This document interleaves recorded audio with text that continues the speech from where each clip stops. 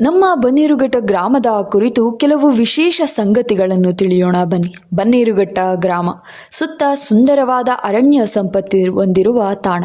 ಸಾಧಾರಣವಾಗಿ ಬನ್ನೇರುಘಟ್ಟ ಎಂದರೆ ನಮ್ಮ ರಾಷ್ಟ್ರೀಯ ಉದ್ಯಾನವನವೇ ನೆನಪಾಗುತ್ತದೆ. ಪ್ರಾಣಿ ಸಂರಕ್ಷಣೆಯ ಕೇಂದ್ರವಾಗಿ ಅಭಿವೃದ್ಧಿಯನ್ನು ಹೊಂದಿದೆ. ವಿಶಾಲ ಅರಣ್ಯ ಸಂಪತ್ತಿನ ನಡುವೆ ಸಾವಿರಾರು ವರ್ಷಗಳ ಇತಿಹಾಸವಿರುವ ಪುರಾಣ ಪ್ರಸಿದ್ಧ ದೇವಾಲಯಗಳನ್ನು ಇಲ್ಲಿ ಕಾಣಬಹುದು. ಇಲ್ಲಿ ಸುಪ್ರಸಿದ್ಧ ಶ್ರೀ ಚಂಪಕಧಾಮ ಸ್ವಾಮಿ ದೇವಾಲಯ ಸುಮಾರು ಸಾವಿರಾರು ವರ್ಷಗಳ ಇತಿಹಾಸ ಹೊಂದಿರುವ ಪುಣ್ಯ ಸ್ಥಳ.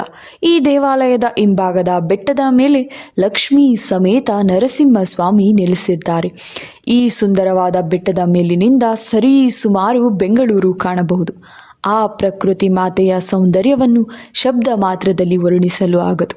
ಹಾಗೆಯೇ ಸುಮಾರು 3 ಕಿಲೋಮೀಟರ್ ಕಾಡಿನಿಂದ ಒಳಗಡೆ ನಡೆದು ಹೋದರೆ ಸುವರ್ಣಮುಖಿ ತೀರ್ಥಕ್ಷೇತ್ರ ಕಾಣಬಹುದು. ಇಲ್ಲಿ ಸಾಕ್ಷಾತ್ ಹನುಮಂತನೇ ಕಲ್ಯಾಣಿಯಲ್ಲಿ ನೆಲೆಸಿದ್ದಾರೆ. ಶ್ರೀ ಚಂಪಕಧಾಮ ಸ್ವಾಮಿ ದರ್ಶನ ಮುಗಿಸಿ ರಥಬೀದಿಯಲ್ಲಿ ನಡೆಯುತ್ತಾ ಬಂದರೆ ಗ್ರಾಮ ದೇವತೆಯಾದ ಶ್ರೀ ಚಂಪಕವಲ್ಲಿ ಮಾರಮ್ಮ ದೇವಿಯ ದೇವಾಲಯವನ್ನು ಕಾಣಬಹುದು.